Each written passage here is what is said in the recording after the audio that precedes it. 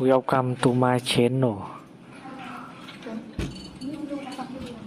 Try to hear the latest story. Following a severe car crash, I reached out to her to come get me from the ER. Her response was, "Sorry, I'm having lunch with my best guy friend. Can't just walk away." I replied with a simple, "Okay." What the police officer said when they approached her table at the restaurant turned her meal with her friend upside down. A crisis reveals people's true colors. I know this because I'm a paramedic. Every day I witness people at their lowest points. I see how they behave, how they treat one another when the world is crumbling and sirens are blaring. I've seen strangers comfort the dying, holding their hands. I've watched spouses break down over their injured partners. I've seen humanity's finest moments in the darkest times. Then there was my girlfriend, Sarah, and a car accident that laid bare the reality of who she truly was. We'd been together for 2 years, sharing my apartment, which I'd worked hard to afford. On the outside, things seemed solid. She was vibrant, stunning, and the spark of every gathering. I was the steady, reserved one. I thought we balanced each other well. I brought calm and she brought energy. The only real tension was her close friend, Ethan, a wealthy consultant who seemed to spend his days dining at upscale restaurants and giving unwanted advice. Sarah and Ethan were glued at the hip. Their connection, as she often called it, was unique. They shared private jokes I wasn't privy to, and their constant, secretive texting was a sore spot. I'm not the jealous type. My job has trained me to stay composed under pressure. But their bond always felt wrong. It was like I was an outsider in their two-person world. Still, I trusted her. I chose to believe her when she insisted they were just friends. That trust was shattered beyond repair last Tuesday. I was driving home after a grueling shift. It was pouring rain.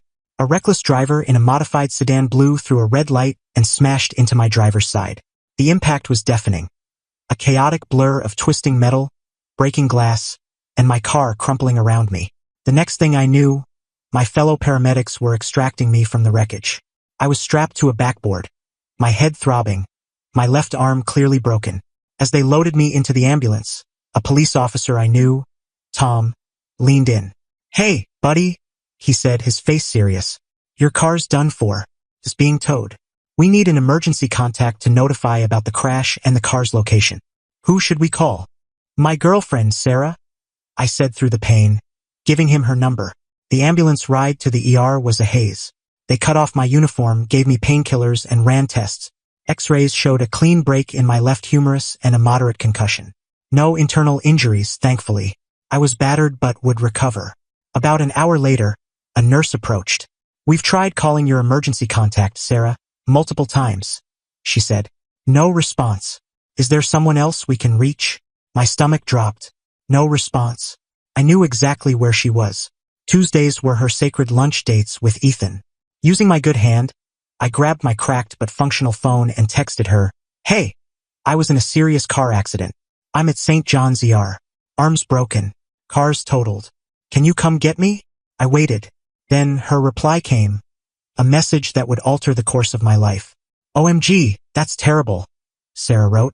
"So sorry to hear. But I'm in the middle of an important lunch with Ethan right now. Can't just leave. Can you grab a cab or something? Keep me posted." I read it once, then again. A cold, sharp clarity cut through the fog of painkillers. She wasn't just brushing me off. She was choosing a lunch date with another man over my legitimate emergency. I was in the hospital and she was worried about her meal. The foundation of our relationship collapsed in that moment. I thought of Officer Tom and the fact that they still needed to notify her officially. A plan formed, calculated, fitting, and perfect. I screenshot her message, then texted back one word, "Okay." Then I called Tom. "Hey, it's Jake Turner," I said, my voice calm. "Thanks for your help at the scene. I know you've been trying to reach Sarah, my emergency contact. She's not picking up, but I know where she is. It's critical you notify her in person to complete the report. She's at the Silver Fork, downtown." Tom, a solid cop and friend, got it instantly. "Got it, Jake," he said, his tone sharp. "We'll send a unit to make the notification in person. Focus on healing." I hung up, leaned back on the hospital pillows, and waited. Sarah's important lunch was about to be disrupted. Update 1: the hour I spent in that ER bed was one of the most defining of my life. The physical pain lingered, a steady ache in my arm and head, but the emotional sting had morphed into a steely determination. Sarah's betrayal was so blatant, so complete, that it erased my usual feelings of hurt or sorrow. All that remained was a quiet, focused resolve and a need to act. My colleague, Chris, who'd been on the ambulance crew that brought me in, stopped by to check on me. One look at my face told him something was off beyond the broken arm. "What's going on, man?" he asked.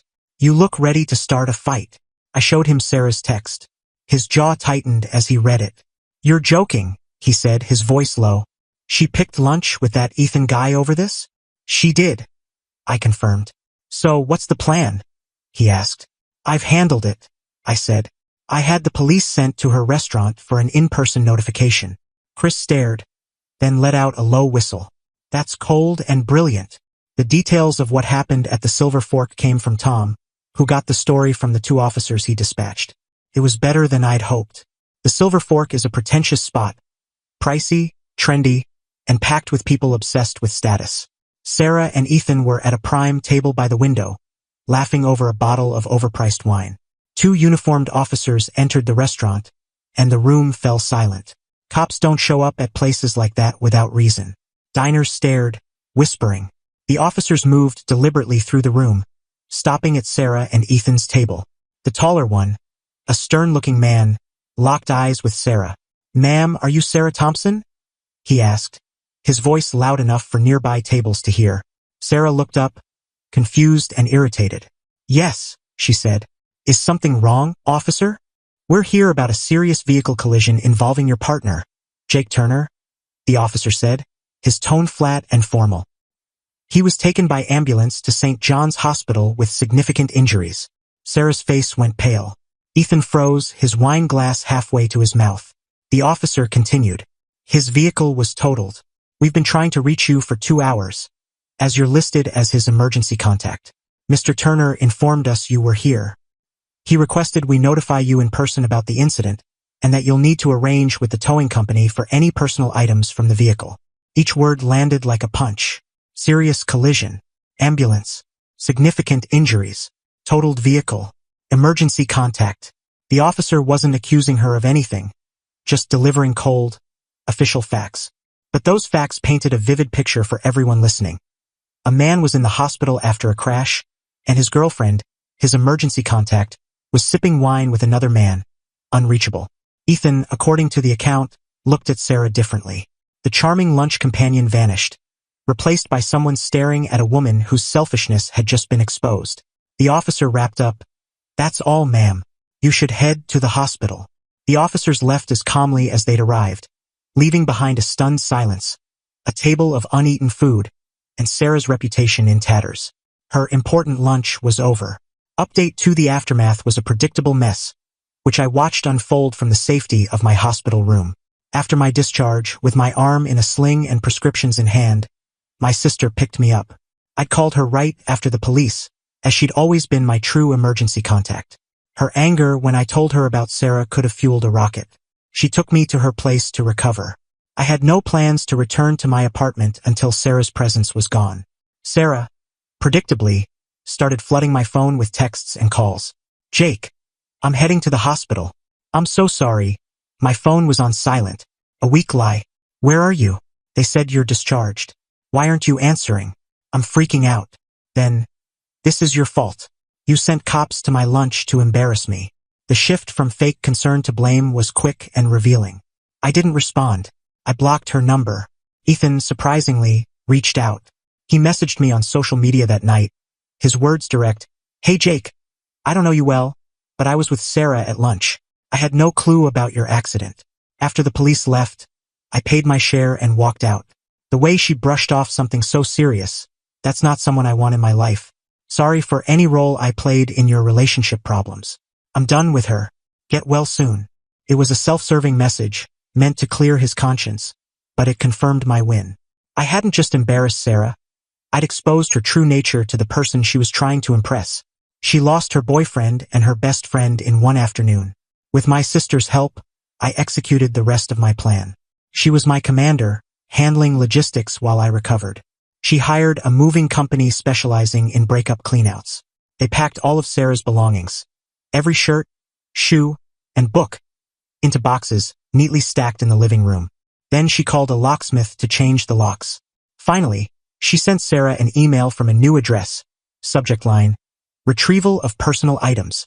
The email read, Sarah, this is to inform you that your relationship with Jake Turner is over. As you are not on the lease, your residency in his apartment is terminated. Your belongings have been packed.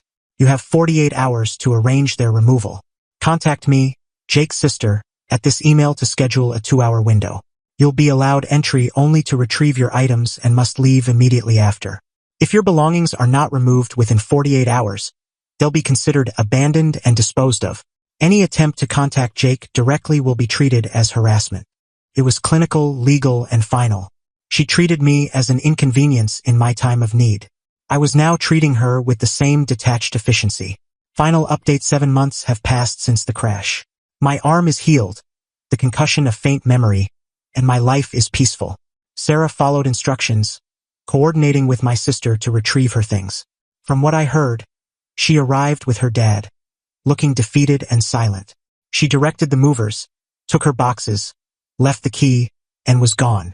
The social consequences for her were brutal. The story of the police interrupting her lunch at the Silver Fork became infamous in her social circle. There was no way to spin it. She was the woman who chose a fancy lunch over her boyfriend in the ER. Her attempts to paint me as the bad guy fell flat. The facts were too damning. She lost most of her friends not out of loyalty to me, but because they were ashamed to be linked to her. About a month ago, she sent a long, rambling email full of excuses. She claimed she'd panicked, wasn't thinking straight, and that Ethan had pressured her. It was a textbook case of dodging responsibility. She ended by saying she missed me, our stable life, and that she'd learned her lesson. I didn't respond. I set up an email filter to send her messages straight to trash. Her lessons weren't my problem. My revenge wasn't the police or the public scene. That was just the spark. The real revenge was how thoroughly I removed her from my life. She treated me as a minor character in her vibrant world, so I erased her from mine. I reclaimed the life I'd built, the stability she'd taken for granted. The most satisfying part is knowing I saw her for who she was and acted without hesitation. A relationship is a partnership, and the first rule is showing up when it matters. She didn't just fail. She obliterated the test and walked away laughing. The look on her face when the officer approached her table was just the start. The empty apartment, the silent phone, the life she lost. Those were the true consequences. She couldn't risk missing her fun lunch. In the end, I was the one who was freed. I cut out the poison in my life, and that poison was her.